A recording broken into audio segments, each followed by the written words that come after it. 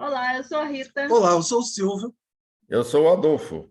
E esse é mais um bate-papo informal com vida com o nosso espiritualista Adolfo Marques dos Santos. Nós estamos, em mais um capítulo do estudo sobre o Novo Testamento. Nós estamos aqui em Orlando. Adolfo, onde é que você está nesse momento? Estou aqui em Portugal. Eu vim lançar esse livro novo, Amar, a Suprema Ciência da Vida. E com toda certeza vai ser um grande sucesso, né, Adolfo? Já todos os livros que nós tínhamos já levaram. Que ótimo. Parabéns. E com toda certeza também a gente vai ter chance de fazer um programa, abordando esse seu livro novo. Isso aí. Amar a Suprema Ciência da Vida. Isso aí, parabéns, Adolfo. Adolfo, no nosso último programa, nós falamos sobre o relacionamento de João Batista com Jesus, e foi bastante interessante. Hoje, nós gostaríamos de conversar a respeito do início, digamos assim, do ministério de Jesus, dos primeiros apóstolos, e também sobre alguns milagres. O que você acha dessa ideia? Vamos conversar. Se as perguntas não foram muito acima do meu conhecimento, a gente vai treinando para as próximas encarnações. Com certeza não vai ser não. Então, vamos com esse primeiro assunto, Adolfo. O início da pregação de Jesus e os primeiros discípulos, Vamos falar dos primeiros discípulos? O que você acha? Vamos falar. Ele foi agregando aos pouquinhos, Porque não foi aquela coisa, a exemplo do Francisco de Assis, não foi aquela coisa que nasceram todos juntos. Nasceram em lugares diferentes, famílias diferentes e tal, mas todos estavam amparados para a mesma finalidade. Porque lembra que nós falamos anteriormente que um outro médium do Cristo esteve encarnado na Mesopotâmia por volta de 1.400 anos, e aqueles discípulos começaram a reencarnar. Lembra que nós falamos sobre um discípulo de Anfion que reencarnou com o nome de Isaías, o profeta Isaías, o Isaías com o nome de Samuel, o Samuel como João o Evangelista, e vai por aí afora. Então, você vê só que tem uma programação, todo mundo trabalhando para uma finalidade sagrada. Então, os discípulos, em lugares diferentes, famílias diferentes, mas todos eles estavam magnetizados com a proposta apresentada pelo Anfion, porque ali naquela reunião, conforme nós já falamos, tudo foi combinado. Então, foi reencarnando, lembra que nós falamos logo em seguida, reencarnou Moisés para implantar o monoteísmo. Então, aqueles discípulos ou aqueles espíritos que estavam encarnados, todos faziam parte de um programa específico, determinado. E nós aprendemos com o próprio Jesus que, pela voz, se reconhece o seu pastor. Então, quando Jesus convidou, você imagina o que regurgitou na consciência de cada ouvinte, de cada um daqueles discípulos, porque nós não começamos a nossa tarefa na busca do Cristo, não começamos com Jesus. Muitos desses discípulos de Pai Joaquim, que se tornaram também discípulos de Jesus, já tinham convivido com a mensagem do Cristo junto com o próprio Anfion, que Anfion também foi médium do Cristo planetário. Ok, Adolfo, mas fala para a gente sobre os primeiros, sobre Simão, como é que foi a conversão do Simão, do André, do Tiago, do João, só para você. Então, nós temos que ficar mais presos a esse item que nós falamos. Quando ele convidou, por exemplo, Simão, o Felipe, qualquer um, o mais importante foi o eco que aquela voz fez à consciência. Vamos pegar um exemplo, para não nos alongarmos muito, do Simão. Após o Simão ouvir aquela voz, nunca mais ele conseguiu ser o mesmo. Ele poderia, ou pode ter ido, como alguns historiadores contam, que ele ia pescar e não conseguia pegar peixe, porque esse magnetismo aglutinador, digamos assim, dos peixes não estava funcionando. A consciência dele ficava, digamos assim, divagando. Que voz é aquela? Que é, na nossa linguagem humana, mesmo que ele não verbalizasse, mas a mente dele não conseguia. Então, nós sabemos, nós somos o que nós pensamos. O Simão Pedro e outros discípulos iam pescar e não pescavam nada, porque ele não estava aglutinando nada. A natureza responde aos nossos pensamentos.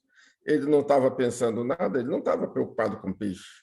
Ele queria descobrir que consciência era aquela, que voz era aquela que lhe chamavam de maneira tão específica, né?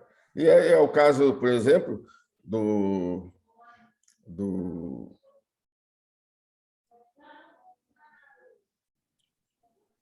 Mateus, né? Quando ele passou ali, que chamou Levi, você vê só, olha o posto que ele ocupava diante do imperador, diante de Roma, diante de tudo aquilo ali. Então, a gente trazendo para o nosso dia a dia, para hoje, né? Então ele ocupava um cargo de destaque para aquela sociedade. Ele era um coletor de impostos, Levi? Coletor de impostos. Você imagina só as pompas que a gente imagina socialmente. Era um representante de Roma, né? Então, Levi, deixe tudo e siga-me. Não quero nem saber. Eu acho que ele nem pegou a mochila dele. Foi atrás daquela voz, né? E tornou-se um excelente seguidor, né? Que é hoje o nosso Mateus. Então, dali para frente, a gente deduz. Cadê o cobrador de impostos? Cadê isso? Cadê aquilo? Cadê? Tanto é que quando no dia a dia de Jesus, as pessoas ficavam até achando estranho. Como é que pode um homem daquele, um homem que representava Roma? Porque a pessoa não separava o homem, o humano, que estava cumprindo tarefas de Roma. Então, para todo efeito, então, o cobrador de imposto era muito mal visto, porque dava a impressão que era ele o responsável. Não, ele estava cumprindo uma ordem superior. No entanto, ele tornou-se um porta-voz de Jesus e um porta-voz para todos nós. E você respondeu uma pergunta, porque eu ia perguntar por que Levi não estava nos 12 discípulos aqui que o Mateus descreve, mas está como Mateus. Mateus e Levi são os mesmos, né? Os mesmos. Você, de certa forma, já respondeu, mas eu vou perguntar mais uma vez. Por que Jesus juntou um grupo aparentemente tão heterogêneo? Pescadores, cobradores de impostos, isso não geraria uma crítica da sociedade a essa formação que ele... Então, imagina só, nós agora, com o nosso grau de evolução ainda tão pequeno, apresentando uma proposta planetária. Ao mesmo tempo, essa proposta planetária é de abrangência cósmica, sideral. Nós não vamos querer receber os aplausos da sociedade na totalidade. Então, nós fomos, estamos sendo e seremos muito recusados. E, no entanto, onde é que está a força interior? Que nós adquiramos essa força para convivermos com os diferentes e com as diferenças sem mudarmos nem o semblante. Aquela coisa natural. Lembra daquela passagem da Teresa de Calcutá? Ela estendeu uma mão e pediu uma esmola para os seus pobres. Cuspiram na mão da Teresa. Ela botou em cima do coração, disse aqui, isso aqui é para mim, mas eu quero... estendeu a outra mão. Eu estou pedindo uma esmola para os meus pobres. Então, se nós não adquirirmos essa naturalidade, possivelmente nós vamos ser derrotados. Porque nós estamos numa escola primária, isso é importantíssimo. Uma escola primária, a grande maioria dos espíritos encarnados e desencarnados é de evolução primária, subprimária. E é desesperador. Então, nós seremos sempre um número muito pequeno, e aqueles que vão acatar, que vão se envolver, se motivar pela vida, tem que estar já bem qualificado, porque vocês estão divulgando a obra máxima de uma humanidade, de uma escola planetária como é o Evangelho. Porque o Evangelho não é para A, B ou C. O Evangelho é a síntese de todas as verdades. É a síntese das leis de Deus. Então, a proporção que nós fomos nos aprofundando aí nas parábolas, nós vamos encontrar respaldo muito. E, claro, eu posso até não ter pensado antes, como é que pode uma frase tão clara eu não ter entendido? Então, tenhamos paciência. Eu ia falar só que foi a irmã Dulce, né, que teve esse evento aí de cuspirem na mão dela, né? Não, o Arédio falou que foi a Teresa de Calcutá.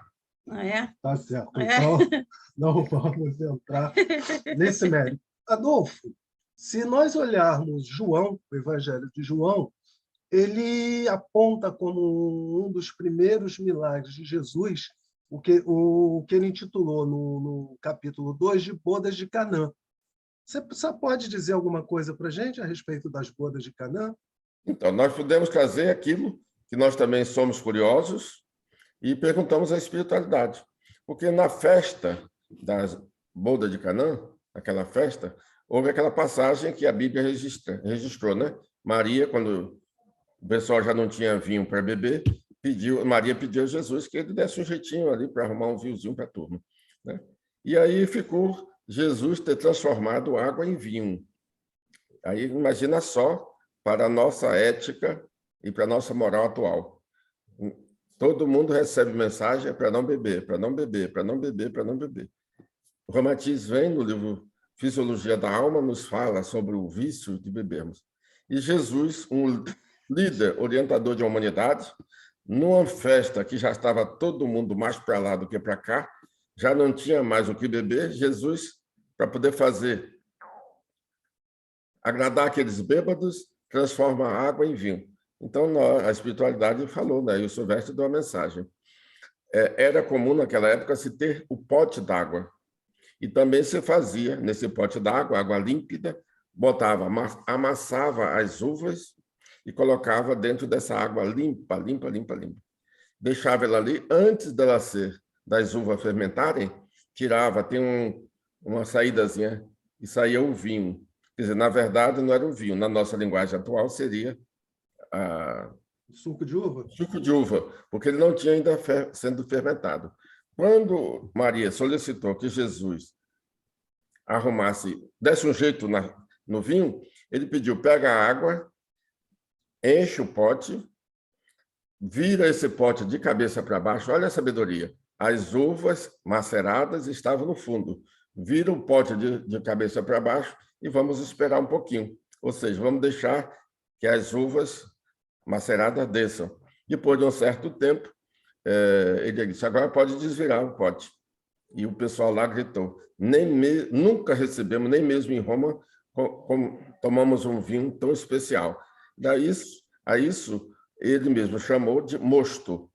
Então, não teve nada de ver transformação de água em vinho, porque enquanto não fermentar, não vai atingir a graduação do vinho. Entendi. Não vai transformar-se numa bebida alcoólica. Me diz uma coisa, é o mosto. Uhum. João registra, né, que Jesus, a princípio, teria relutado em fazer alguma coisa a respeito daquela situação, dizendo que ele ainda não era o tempo dele, digamos, se manifestar para a coletividade. Você sabe dizer alguma coisa a respeito disso? Não, eu nunca tive essa curiosidade, mas dá para nós deduzirmos, né? Porque colocaram na Bíblia os acontecimentos assim como se fosse sequencial. E, na verdade, só foram eventos estanques que foi colocado ali. Mas, de qualquer maneira, se Jesus fizesse mais alguma coisa além daquilo, talvez chamasse mais atenção. Então, ainda não era a hora dele. Mas nem por isso quem pediu foi a mãe. Nem por isso ele deu aquela sugestão tão maravilhosa, sem atender exatamente à necessidade dos que estavam bebendo, nem mesmo ao pedido da mãe. Mas que atendeu à necessidade, à realidade, atendeu plenamente. Tanto é que está lá na Bíblia falando que nem mesmo em Roma nós conseguimos tomar um vinho tão bom, tão bom, tão bom. Tá? Então, ainda não era a hora dele se apresentar publicamente, como posteriormente ele veio se apresentar. Porque para ele se dizer assim, é chegada a minha hora, a tarefa dele não é transformar água em vinho. A tarefa dele era apresentar o Pai através das suas palavras, que hoje nós conhecemos como Evangelho. Ali começou verdadeiramente o seu momento, a sua tarefa. Uma outra curiosidade, Adolfo, considerando, né, que esse teria sido, né, o primeiro milagre, vamos assim dizer, né, de Jesus, por que somente João cita isso? Os outros evangelistas não citam essa passagem. Então, mas nós aprendemos com Humberto Holden que na hora que a igreja foi formatar a Bíblia, tinha 29 rascunhos. Então, livros A, livro B, livro C e tal. Aquilo ali foi uma coletânea tirada de apontamentos para poder formar a Bíblia. Tanto é que, às vezes, nós encontramos as mesmas citações iguais ou muito parecidas em diferentes evangelistas. Então, foi apanhado, feito pelos homens, e não acontecimentos reais naquele momento, naquela situação. Deixa eu perguntar, então. Tem uma das curas, a cura do leproso, ele aparece, né, no Mateus, Marcos e Lucas. E tem uma outra cura também dos cegos, onde Jesus fala, depois que ele faz a cura, né, ele fala, vá, mas não fale para ninguém. Por que ele fala isso em mais de uma vez? Em mais de uma das curas? Vê só, quando ele falava, ele alcançava o mundo íntimo de todo mundo. Tá? É possível, estou deduzindo, é possível que ele tenha alcançado ali dentro 2 almas que poderiam até comprometer, porque, de acordo com a ligação humana, poderia impedir dele realizar o trabalho dele. Né? Mas isso é olhando para um lado. Olhando para o outro, a humildade era a manifestação permanente de Jesus. Então, esse negócio de sair fazendo propaganda, aquela coisa toda e tal, possivelmente não fazia parte do seu propósito, porque a dor é difícil para todos nós. E as pessoas que se sentiam curadas saíram numa euforia fabulosa. Mas eu não tenho uma informação exatamente o porquê que ele vai, não anuncie, mas tem essas possibilidades, né, para a pessoa treinar o silêncio, se converter, se dedicar à causa, silenciosamente. Porque nem sempre esse barulho externo está compatível com uma proposta dessa graduação. Lucas, ele fala a respeito, né, de Jesus atuando na Galileia, né, inclusive em Nazaré. E sendo que lá em Lucas, em relação a Jesus está em Nazaré, tem uma passagem, né, na qual Jesus teria dito que nenhum profeta é bem aceito na sua pátria. Você sabe dizer para a gente por que Jesus teria dito isso? Qual é? Não, isso aí é uma constante para todos nós. Por exemplo, você pode fazer maravilhas para muita gente e, às vezes, você não pode não ser considerado tão maravilhoso com aquelas pessoas que estão mais próximas de você. Então, se a Rita já tiver numa graduação de humildade compatível para identificar as maravilhas que você realizar, ela vai estar ali para fortalecer. Mas quase sempre o que acontece, a intimidade nos tira muito, dificulta muito.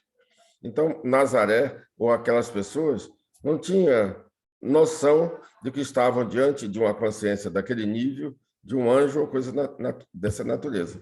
E ainda tinha mais aquele item que era grave. Nazaré não tinha profetas, Nazaré não tinha um passado profético, um passado. Então, ninguém. Quando Jesus mesmo se apresentou, e não foi obra do acaso ele ter nascido naquelas terras, ele se apresentou, quem é que ia aceitar se era da cultura daquele povo? Eles não tinham nada, né? Maria não tinha. Aqui nunca teve um profeta, nunca teve isso. Então, tudo isso desvaloriza. Será que rolou uma certa inveja, Adolfo? Tipo, poxa, mas ele é filho do José e da Maria, bebeu da mesma água que nós bebemos, estudou nos mesmos lugares. Como é que ele pode ser assim tão diferente de todos nós, né? Você...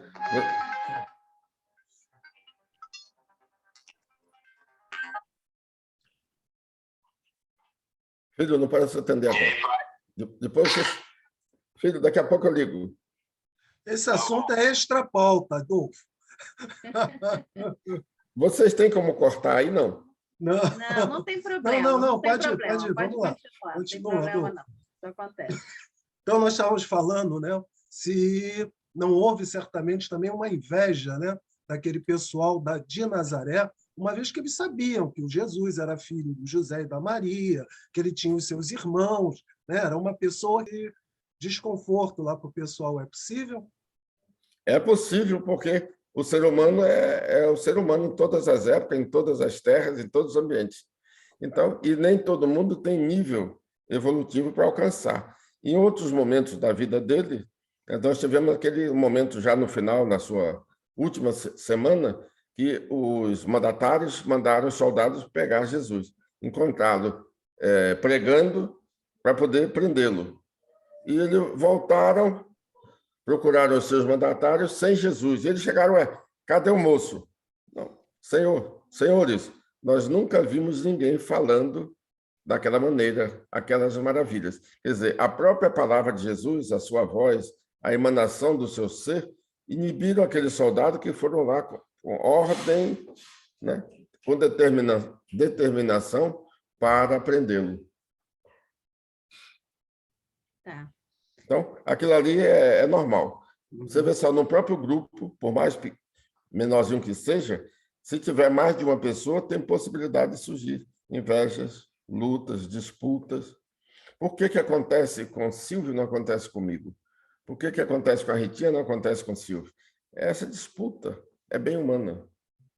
E aí esse negócio dele não ser filho de um personagem elevado, de não ter a cultura, de não ser um senhor da lei, um doutor da lei, mas isso, aquilo. Quem é? O pai dele é José, um carpinteiro. Imagina a simplicidade numa cidade há 2000 anos, com a função de carpinteiro. E cadê Maria? Maria é uma pessoa doméstica, cuidando da casa. Cuidamos dos 10 filhos. 3 que sobreviveram de Débora e mais os 7 filhos que Maria teve. Adolfo, olha só, depois que você quiser, você faz alguma observação. Vamos tentar só para a gente dar uma ordenada, né? Nós temos aqui exemplos de cura de Jesus, a cura do processo, a cura da sogra de Simão, a cura de um leproso, a cura de um paralítico, daquela história do paralítico que desceu pelo teto. Você pode dar uma esmiuçada para a gente em alguma dessas curas? Algum detalhe que você acha que é interessante e tal? Então, a gente está falando a cura do processo, a cura da sogra de Simão, a cura de um leproso e a cura do paralítico, aquele que desceu pelo teto. Então, vamos sintetizar tudo com uma resposta só. Quem era Jesus? Médium do Cristo planetário. Quem é o Cristo planetário? Cristo terráqueo, o Criador do nosso mundo. Imaginemos, então, uma consciência, como era o caso de Jesus, mesmo humana, mas intermediando a vontade de um Cristo. Olha, se o Cristo é criador do planeta, todo o planeta, como na linguagem do Ramatiz, é como se fosse o corpo do próprio Cristo. Então, aquela perna deformada, aquele olho que não via, ou qualquer parte do nosso corpo que não estava funcionando, tinha deficiência, porque faltava a essência do Cristo. Olha, Jesus sendo médium dele, é igualzinho você querer levantar a sua mão, levantar o braço. Você dá uma ordem, a sua alma está na cabeça, mas o corpo todo atende. Olha, Jesus conectado com o Cristo estava conectado com a fonte da vida planetária. Então, quando se fala de milagres, na verdade não existe milagre. É que a voz dele, que é o principal, digamos, remédio, a voz dele levava as pessoas de todos os níveis a um estado mental muito, muito acima. Então, ele fugia daquele quadro onde o corpo estava tomado pela lepra ou por outra doença qualquer, e aquela alma se elevava. Para aquela época, que nós éramos muito mais ignorantes, e para a sociedade, de um modo geral, milagre. Não foi milagre. Foi o dom sagrado da palavra para tirar as pessoas da frequência que lhe levava à doença. Então, temos aí muitos casos dessa natureza, né? Olha, você só um olho que não vê porque ficou doente é bem diferente de um olho que já nasceu doente. De onde Jesus tirou essa energia para criar? Olha, todos os nossos olhos, a essência é do Cristo planetário. Então, Jesus, como médium do Cristo planetário, tinha acesso de maneira sutil, muito silenciosa, e ele não era só, ele era um anjo, acompanhado por outros tantos anjos, consciências angélicas e arquiangélicas, trabalhando para poder manipular as energias em benefício da vida. Olha, quando o Felipe chegou, Senhor, quem é seu pai? Para onde é que você vai? Que ele falou que tinha ido para o pai. Ô, Felipe, eu estou aqui tanto tempo, você ainda não sabe quem é o pai? Quem vê a mim, vê o pai. Olha, vê só a intimidade de Jesus com Cristo. Quem vê a mim, vê o pai. Agora, quem é que vai aceitar essa linguagem há 2000 anos, como nós já aceitamos hoje? Eu não sou eu que realizo as maravilhas, é o meu Pai que realiza através de mim. Olha, falando da mediunidade, isso para a nossa interpretação de hoje. Naquela época que nós éramos ignorantes, pegamos o mestre e crucificamos. Conta aí, nas suas palavras, uma das curas, uma das que você mais gosta. Aquela do E conta a história. Deixa ele escolher uma dele, que ele Porque gosta. o que eu ia dizer do paralítico é só pelo fato, né, de que Então, a questão do paralítico seria interessante, por quê? Porque isso gerou uma desavença. Então, Gerou paralítico... uma desavença. Por quê? Porque, se não me engano, os fariseus depois contestaram como é que Jesus disse que aquele paralítico estava curado, já que só Deus poderia curar, não é isso? Então, mas a luta maior é quando ele usava a palavra perdão. Vá, os teus pecados estão perdoados. Sim. Ou seja, se os pecados estão perdoados, ele tem o direito de ficar bom. E aí aqueles criadores de caso que estavam no ambiente, que tinham a concepção daquela maneira bem distorcida, só Deus pode perdoar, criaram um caso. E Jesus quis mostrar que ele, como intermediário, como porta-voz de Deus, poderia perdoar, né? Isso tudo fazendo parte de uma época e também de uma escrita humana. Hoje nós já sabemos que perdoar não é transformar um doente num espírito são, é levar o doente a melhorar a sua conduta, a sua frequência, as suas aspirações. E com isso ele ficará. Por isso que hoje nós já aprendemos que a cura é autocura, quando se trata em definir. Agora, a cura paliativa, Jesus e muitos, né, Apolônio de Tiana, maravilhas, Francisco de Assis, Antônio de Pádua, mas é tudo para nos levar à reflexão e darmos um cunho moral à nossa vida. Não sei se quer perguntar alguma coisa. Não, porque não, eu ia perguntar uma historinha. Não, eu queria perguntar sobre essa questão também dessa cura, né, desse paralítico, né? Porque, na verdade, existia um poder religioso da época, né, e essas pessoas queriam se manter no poder. Quando Jesus surgiu, quando ele dizia que podia curar, que os pecados estavam perdoados, certamente esse grupo religioso se sentia, de certa forma, né, colocado de lado, não? Mas, Silvio, hoje não é normal, na nossa convivência, se você tem um cargozinho superior, quantos colegas do seu próprio ambiente, da sua empresa, poderão ficar com essa inveja? Jesus era filho de um carpinteiro, ele não era de nenhum doutor. Jesus só tinha sido alfabetizado para aprender a ler e a cantar os salmos de Davi. Então, o pessoal ele não tinha um respaldo social, né? Nós estamos falando de ele veio, estudou em Roma, estudou aqui, estudou ali, nada. Então, tudo isso incomodava.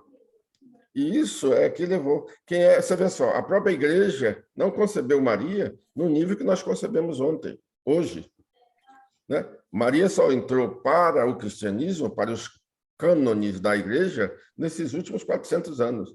Ela foi tida como uma mulher comum, aliás, muito comum, muito pobre, coitada, né? Cheia de filhos e por aí afora. Nos últimos 400 anos, pelo culto popular, é que ela foi incluída. Tanto é que Lutero, quando apresentou a proposta dele, né, não citou Maria. E o Lutero não tinha culpa. Ele estava ali defendendo o cristianismo. E o cristianismo só se falava de Jesus. Entendi.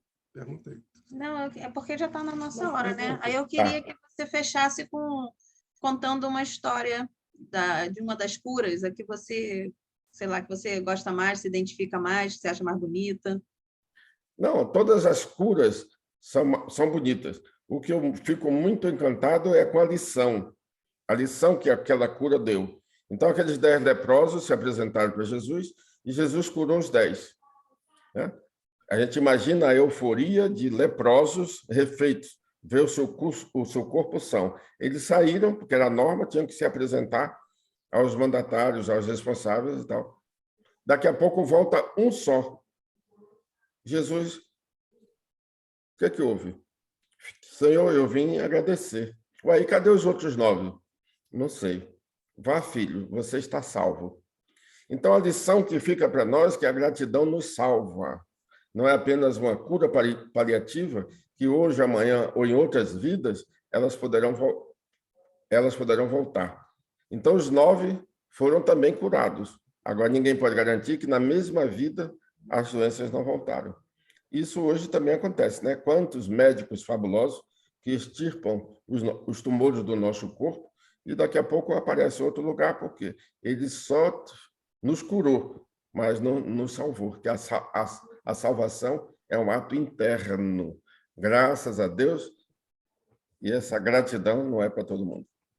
Tem que haver a transformação, né? Transformação. A doença vem para nos regrar, mas é preciso que haja transformação, né? Esse é um outro conceito, né, que a gente vai ter que bater um papo a respeito. Então, Adolfo, muitíssimo obrigado pelo seu tempo, pela sua gentileza.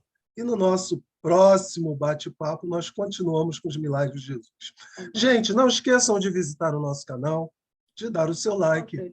Não esqueçam de repassar os seus vídeos para os nossos amigos e pedir para que eles se inscrevam no nosso canal, né? Nós estamos em campanha para chegar aos 400 inscritos. Vamos precisar da ajuda de todos vocês. Um grande abraço, um grande beijo. Adolfo, um grande beijo para você. Obrigada, Adolfo. Que tudo corra da melhor maneira aí em Portugal. Aproveite Portugal, hein? Com a pena, nós não podemos trazer tantos livros quanto necessário. Pois é. Amar, a suprema ciência da vida. Está encantador o livro. Com toda certeza, Adolfo. Vai fazer muito sucesso. Mais uma vez, muito obrigado. Um forte abraço. Fica com Deus. Tchau, Adolfo. Valeu, tchau. Obrigada. Tchau.